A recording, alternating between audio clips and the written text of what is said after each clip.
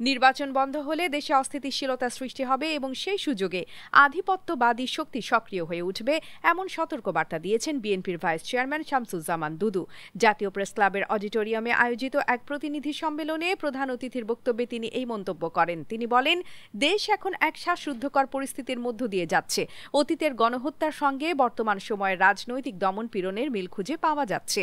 তার মতে, যারা নির্বাচনকে বাধাগ্রস্ত করতে চায় তারা নতুন নতুন বয়ান তৈরি করে সুষ্ঠু ও গ্রহণযোগ্য নির্বাচনকে প্রশ্নবিদ্ধ করার চেষ্টা করছে।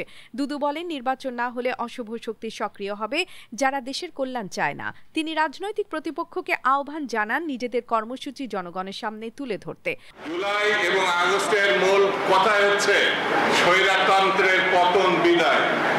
স্বৈরতন্ত্রের বিদায় হলে গণতন্ত্রের আগমন ঘটে, আর গণতন্ত্রের আগমন ঘটলে গণতন্ত্রের উত্তরণের জন্য নির্বাচন ছাড়া কোনো বিকল্প পথ নাই। অন্যদিকে জাতীয় নির্বাচন আগামী বছরের 15 ফেব্রুয়ারির মধ্যেই অনুষ্ঠিত হবে এমন ঘোষণা দিয়েছেন প্রধান উপদেষ্টার প্রেস সচিব শফিকুল আলম। তার মতে, এই নির্বাচন জাতির জন্য অত্যন্ত গুরুত্বপূর্ণ এবং কোনো অবস্থাতেই তা পেছানো হবে না।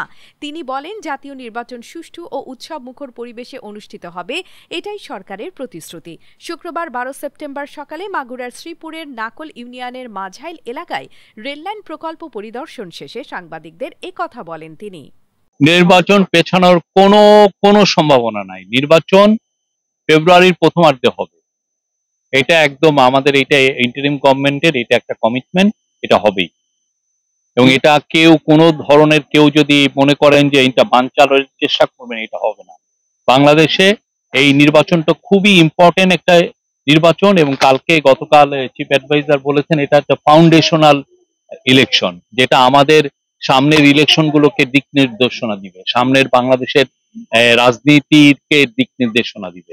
তো সেই জন্য এই ইলেকশন ফেব্রুয়ারির প্রথমার্ধে হবেই। এটা আমাদের এই গভর্নমেন্টের, ইন্টারিম গভর্নমেন্টের এটা একটা কমিটমেন্ট।